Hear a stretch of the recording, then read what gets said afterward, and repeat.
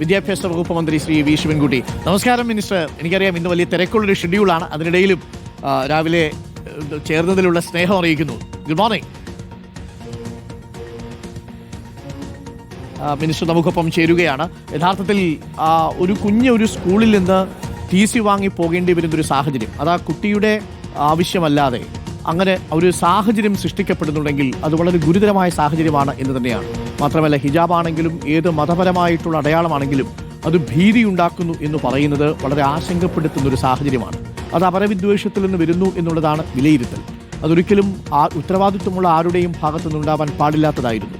പക്ഷേ നിർഭാഗ്യവശാൽ കാര്യങ്ങൾ അതിനുമപ്പുറത്തേക്ക് കൈവിട്ടു പോകുന്ന സാഹചര്യമുണ്ടായി. ആ കുഞ്ഞ് ഇപ്പോൾ ആ സ്കൂളിൽ നിന്ന് TC വാങ്ങി പോകുന്ന ഒരവസ്ഥയിലാണ് എത്തുന്നത്. വിദ്യാഭ്യാസ വകുപ്പ് മന്ത്രി ശിവൻകുട്ടി തുടക്കം മുതൽ തന്നെ ഒരു സംശയത്തിനും ഇട നൽകാത്ത വിധം ആ കുട്ടിക്കൊപ്പം തന്നെയാണ് നിൽക്കുന്നത്. ഇന്നലെ ഹിജാബിട്ട കുട്ടിയെ ഒപ്പം ചേർത്തു പിടിച്ചാണ് വിദ്യാഭ്യാസ മന്ത്രിയുടെ ഒരു സോഷ്യൽ മീഡിയ പോസ്റ്റ്, അത് അധികം ആളുകൾ ഷെയർ ചെയ്യുകയും ചെയ്തിട്ടുണ്ട്. മിനിസ്റ്റർ നമുക്കൊപ്പമുണ്ട്. Minister, good morning. Good morning. Minister, ആദ്യം തന്നെ ആ സോഷ്യൽ മീഡിയയിലെ ആ പോസ്റ്റ് ഒരുപാട് സന്ദേശം നൽകുന്നതായിരുന്നു. തട്ടമിട്ട കുട്ടിയെ ചേർത്തു പിടിക്കുന്നതാണ് കരുതൽ എന്ന് മിനിസ്റ്റർ പറഞ്ഞത് വലിയൊരു ആത്മവിശ്വാസം നൽകിയിട്ടുണ്ട് പലർക്കും. അതിന് ആദ്യമേ തന്നെ ഒരു സ്നേഹവും നന്ദിയും അറിയിക്കുന്നു. ഇപ്പോൾ അറിയാൻ കഴിയുന്നത് ഈ കുട്ടി TC വാങ്ങി അവിടെ നിന്ന് പോകുമെന്നാണ്. മിനിസ്റ്റർ, ഞാൻ ഇന്നലെ കോഴിക്കോട് ജില്ലയിലായിരുന്നു. അവിടെ 7 സ്കൂളിൻ്റെ ഉദ്ഘാടനം ഉണ്ടായിരുന്നു, ഒരു ITIയുടെ ഉദ്ഘാടനം ഉണ്ടായിരുന്നു. അപ്പോൾ ഞാൻ അവിടെ നോക്കിയപ്പോൾ ഏതാണ്ട് ഒരു 50% കുട്ടികളും ശിരോവസ്ത്രം തട്ടമിട്ട കുട്ടികളാണ് അവിടെ പങ്കെടുത്തത്. എനിക്കൊരു പൂ സ്വാഗതം പറഞ്ഞപ്പോൾ ഒരു പൂ കൊണ്ടുവന്ന കുട്ടിയാണ് എനിക്ക് സ്നേഹം തോന്നി അവളെ ഞാൻ ചേർത്ത് പിടിക്കുന്നതിന് വേണ്ടി തയ്യാറായത്. കാരണം വെച്ചാൽ എനിക്ക് ചേർത്ത് പിടിക്കാൻ തോന്നിയത് ഈ സെൻറ് തെരാസ് കോളേജിൽ ഇതേ പ്രായത്തിലുള്ള ഒരു കുട്ടിയെ നീ പഠിക്കണ്ട എന്ന് പറഞ്ഞുകൊണ്ട് പറഞ്ഞ് ആട്ടി പുറത്താക്കിയ ആ കാര്യം എൻ്റെ മനസ്സിൽ ഉണ്ടായിരുന്നു. അത് കണ്ടുകൊണ്ടാണ് ഞാൻ മോളെ ചേർത്ത് പിടിച്ചുകൊണ്ട് അവർക്ക് എല്ലാ പിന്തുണയും കൊടുക്കാൻ വേണ്ടി തയ്യാറായി. ഇപ്പോൾ ഒരു പ്രശ്നം എന്ന് വെച്ചാൽ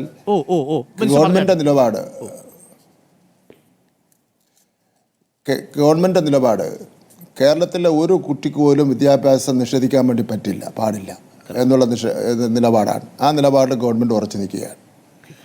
അപ്പോൾ മറ്റു കാര്യങ്ങളിലേക്കൊന്നും പോകുന്നില്ല. ഒരു വിദ്യാലയം എന്ന് പറഞ്ഞാൽ മതപഠനത്തിലുള്ള കേന്ദ്രമല്ല, അതിന് വേറെ സ്ഥാപനങ്ങളുണ്ടാവും. വിദ്യാലയം എന്ന് പറഞ്ഞാൽ ഹിന്ദുവും ക്രിസ്ത്യാനിയും മുസൽമാനും മറ്റു മതം ഇല്ലാത്തവരും എല്ലാവരും ഒരുമിച്ചിരുന്ന് പഠിക്കുന്ന കേന്ദ്രമാണ് വിദ്യാലയം എന്ന് പറയുന്നത്. അങ്ങനെയാണ് ഒരു മതേതരത്വ സംസ്കാരവും ഒക്കെ തന്നെ നമ്മുടെ കുട്ടികളിൽ വളർന്ന് വരുന്നത്. അപ്പോൾ അതുകൊണ്ട് തന്നെ ഈ കഴിഞ്ഞ ഒരാഴ്ചക്കാലമായി ഒരു കുട്ടി അനുഭവിക്കേണ്ടി വന്ന മാനസിക പീഡനം അത് ഒരു കാരണവശാലും നമുക്ക് അംഗീകരിച്ചു കൊടുക്കുന്നതിന് വേണ്ടി കഴിയില്ല. ഞാൻ ഇന്നലെ തന്നെ വ്യക്തമാക്കി, ആ കുട്ടിക്ക് എന്തെങ്കിലും ബുദ്ധിമുട്ടുണ്ടായാൽ അതിൻ്റെ പൂർണ്ണ ഉത്തരവാദി സ്കൂളിലെ PTA പ്രസിഡന്റ്, HM, പ്രിൻസിപ്പാള്, അതുപോലെ തന്നെ അതുമായിട്ട് ബന്ധപ്പെട്ടവർ. ഒരു പ്രശ്നമുണ്ടായാൽ പരിഹാരം കാണുന്നതിന് ശ്രമിക്കുന്നതിന് പകരം വെല്ലുവിളിക്കാൻ വേണ്ടി വരില്ലേ. എന്താ പറഞ്ഞത് കഴിഞ്ഞ ദിവസം? വിദ്യാഭ്യാസ വകുപ്പിൻ്റെയും വിദ്യാഭ്യാസ മന്ത്രിയുടെയും തിട്ടൂരോ ഒന്നും ഇങ്ങോട്ട് വേണ്ടെന്നാണ് പറഞ്ഞത്. അത്രയ്ക്ക് അഹങ്കാരമാണ് കാണിക്കുന്നത്. പിന്നെ ഞാൻ അന്വേഷിച്ചപ്പോൾ ഇത് ഇവിടെ പുറത്തറിഞ്ഞില്ലെങ്കിലും നിത്യ സംഭവമാണ്. നിരവധി കുട്ടികളെ ഇതേപോലെ പറഞ്ഞു വിടുന്നതായിട്ട് നിരവധി രക്ഷാകർത്താക്കളെ ഫോണിലൂടെ ഒക്കെ തന്നെ എന്നോട് വിളിച്ച് പറയുന്നുണ്ട്. ഗവൺമെൻറ് ഇതിനെല്ലാമുള്ള ബഹുമാനപ്പെട്ട കോടതിയിൽ ഇടപെട്ടിട്ടുണ്ട്. അതുകൊണ്ട് ഞാൻ കൂടുതൽ കടക്കുന്നില്ല. ഗവൺമെൻറ് ഇതിനെല്ലാം അനുവാദമുണ്ട്. കേരള എഡ്യൂക്കേഷൻ റൂൾ അനുസരിച്ചാണ് ഗവൺമെൻറ് കാര്യങ്ങൾ ചെയ്യുന്നത്. നിയമപരമായി മാത്രമേ ഗവൺമെൻറ് കാര്യങ്ങൾ ചെയ്യുന്നതിന് വേണ്ടി കഴിയുള്ളൂ. ആർക്കും എപ്പോഴും ഏത് സമയത്തും വന്ന് വിദ്യാഭ്യാസ സ്ഥാപനങ്ങൾ തുടങ്ങാനും സ്വന്തമായിട്ട് നിയമം ഉണ്ടാക്കാനും സ്വന്തമായിട്ട് ഫീസ് നിശ്ചയിക്കാനും അതൊന്നും കേരളത്തിൽ അനുവദനീയമല്ല. അത്തരത്തിലുള്ള ഒരു വിദ്യാഭ്യാസ കച്ചവടവും കേരളത്തിൽ അനുവദിക്കാൻ വേണ്ടി കഴിയുന്നതല്ല. കേരളത്തിൽ പഠിക്കാൻ ആഗ്രഹിച്ച് വരുന്ന മുഴുവൻ കുട്ടികൾക്കും വിദ്യാഭ്യാസം കൊടുക്കുക എന്നുള്ളത് കേന്ദ്ര വിദ്യാഭ്യാസ നയത്തിലുള്ളതാണ്. കേരള എഡ്യൂക്കേഷൻ റൂളിൽ പറയുന്ന കാര്യമാണ്. അതിനപ്പുറമായിട്ട് ചെയ്യണമെങ്കിൽ അവർ ചെയ്തോട്ടെ. മന്ത്രിയും അതേപോലെ വിദ്യാഭ്യാസ ഡിപ്പാർട്ട്മെൻറ്റ് വെല്ലുവിളിച്ച് ചെയ്തോട്ടെ. വിദ്യാഭ്യാസ ഡെപ്യൂട്ടി ഡയറക്ടറെ ആണ് അവിടെ അന്വേഷിക്കാൻ വേണ്ടി പോയത്. ആ ഡെപ്യൂട്ടി ഡയറക്ടറെയാണ് അവർ പരസ്യമായിട്ട് അല്ലാത്ത കാര്യങ്ങൾ പറഞ്ഞത്. എന്തായാലും ഞാൻ ഇനി ഈ വിഷയത്തിൽ ഇടപെടുന്നില്ല. എന്തായാലും കുട്ടിയുടെ അച്ഛൻ ടി സി വാങ്ങാൻ വേണ്ടി തീരുമാനിച്ചു. കേരളത്തിൽ എനിക്ക് തോന്നുന്നില്ല ഇതേപോലെ ഈ കുട്ടിയെ നമ്മൾ ചേർത്ത് പിടിക്കും, എല്ലാവിധ പിന്തുണയും നമ്മൾ നൽകുമെന്ന് പറഞ്ഞു. അപ്പോൾ ആ കുട്ടിയെ പൊതുവിദ്യാലയത്തിലേക്ക് മിനിസ്റ്റർ സ്വാഗതം ചെയ്യുകയാണോ ചെയ്യുന്നത്? തീർച്ചയായിട്ടും ആ കുട്ടിക്ക് പൊതുവിദ്യാലയത്തിൽ വരാൻ താല്പര്യമുണ്ടെങ്കിൽ പൊതുവിദ്യാലയത്തിൽ ചേർക്കുന്നതിന് വേണ്ടിയുള്ള നടപടി സ്വീകരിക്കും. അതിനുള്ള പ്രത്യേക ഉത്തരവ് കൊടുക്കും. Okay, very good. ഒരു കാര്യം കൂടി മിനിസ്റ്റർ, ഈ ചിലർക്കെങ്കിലും ഒരു കുട്ടി തൊട്ടാൽ പൊള്ളുന്ന വിഷയമാണല്ലോ മിനിസ്റ്റർ. ഇങ്ങനെയൊരു നിലപാടെടുക്കുമ്പോൾ തൊട്ടുമുന്നിൽ ഈ 2018 ഹൈക്കോടതി ഉത്തരവുണ്ടായിരുന്നു. അപ്പോൾ ഹൈക്കോടതി ഉത്തരവ് സാങ്കേതികമായ ഒരു തടസ്സമാണ്. പക്ഷെ അപ്പോഴും മിനിസ്റ്റർ ആ നിലപാടെടുത്തത് എനിക്ക് തോന്നുന്നത് ഒരുപക്ഷെ ഇനി ഇത് കേസായാൽ പോലും അങ്ങനൊരു ഉത്തരവ് വന്നാൽ സർക്കാർ അപ്പീൽ പോകും അല്ലേ? അല്ല, ഗവൺമെൻറ് കുട്ടികളുടെ വിദ്യാഭ്യാസത്തിൻ്റെ കാര്യത്തിൽ കുട്ടിക്ക് എല്ലാ പ്രൊട്ടക്ഷനും കൊടുക്കുമെന്നുള്ള കാര്യത്തിൽ ഒരു സംശയവുമില്ല. എന്നാൽ ഞങ്ങൾ ആദ്യം ഡെപ്യൂട്ടി ഡയറക്ടർ അന്വേഷണം നടത്തിയ ശേഷം പറഞ്ഞെന്താ, ഒരു ഒത്തുതീർപ്പുണ്ടാക്കി നിങ്ങൾ പോകുന്നതിന് വേണ്ടി തയ്യാറാവണം. അവിടെ ശിരോവസ്ത്രം ധരിക്കണമെന്ന് നല്ല നിർബന്ധമുണ്ടെങ്കിൽ യൂണിഫോമിന് ഉതകുന്ന രൂപത്തിലുള്ള നിറത്തിലുള്ള ശിരോവസ്ത്രം തയ്യാറാക്കി കുട്ടിക്ക് കൊടുത്ത് നമുക്കൊരു ശാന്തമായ അന്തരീക്ഷത്തിൽ സ്കൂൾ പോകണമെന്ന് പറഞ്ഞിട്ടുണ്ട്. എന്ന് മാത്രമല്ല, കർണാടകത്തിലുണ്ടായ ചില സംഭവവികാസങ്ങളുടെ അടിസ്ഥാനത്തിൽ ഈ ശിരോവസ്ത്രം ധരിച്ചുകൊണ്ട് വരുന്നതിനെ സംബന്ധിച്ചിടത്തോളം സുപ്രീം കോടതിയിൽ നിരവധി കേസുകളുണ്ട്. ആ കേസുകളെ സംബന്ധിച്ചിടത്തോളം ഒരു തീരുമാനം ഇതുവരെയും എടുത്തിട്ടില്ല.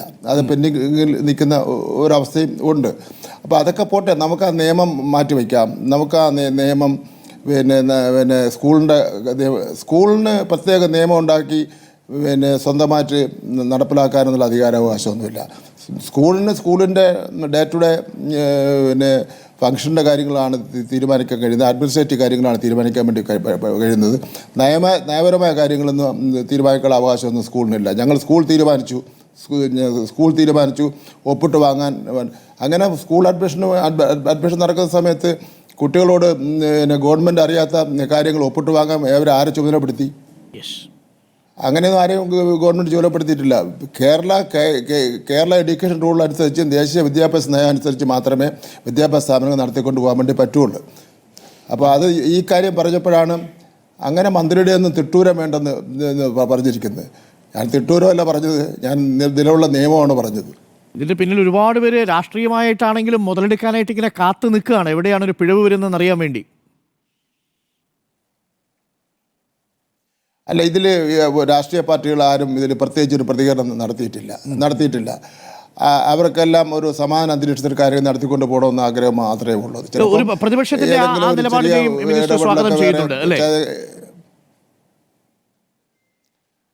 അല്ല, പ്രതിപക്ഷവും ഈ പ്രശ്നത്തിന് പരിഹാരം കണ്ടെത്തി മുന്നോട്ട് കൊണ്ടുപോകണമെന്നുള്ള നിലപാട് തന്നെയാണ് സ്വീകരിച്ചിട്ടുള്ളത്. അതല്ലാതെ ഈ പ്രശ്നം വഷളാക്കണമെന്നോ ഒരു കുട്ടിയുടെ വിദ്യാഭ്യാസം നഷ്ടപ്പെടുത്തണമെന്നുള്ള നിലപാടൊന്നും പ്രതിപക്ഷം എടുത്തില്ല. ഇപ്പോഴും മിനിസ്റ്റർ ആ സ്കൂളിനോട് പറയുകയാണ്, നിയമം അവിടെ ഇരിക്കട്ടെ, സാങ്കേതികമായിട്ടുള്ള കാര്യങ്ങൾ പറഞ്ഞ് ഇങ്ങനൊരു തെറ്റായ മാതൃകയാകരുത് എന്നല്ലേ മിനിസ്റ്റർ ആ സ്കൂളിനോട് പറയാനുള്ളത്? ഇപ്പോഴും സമവായത്തിൻ്റെ അടിസ്ഥാനത്തിൽ മിനിസ്റ്റർ നിർദ്ദേശിക്കുന്നത് പോലെ അത് ഒരു ഉത്തരവായിട്ട് വരുന്നതിന് സാങ്കേതിക തടസ്സങ്ങൾ ഒരുപക്ഷേ കോടതിയിൽ നിന്നൊക്കെ വന്നേക്കത് കോടതി തീരുമാനിക്കട്ടെ.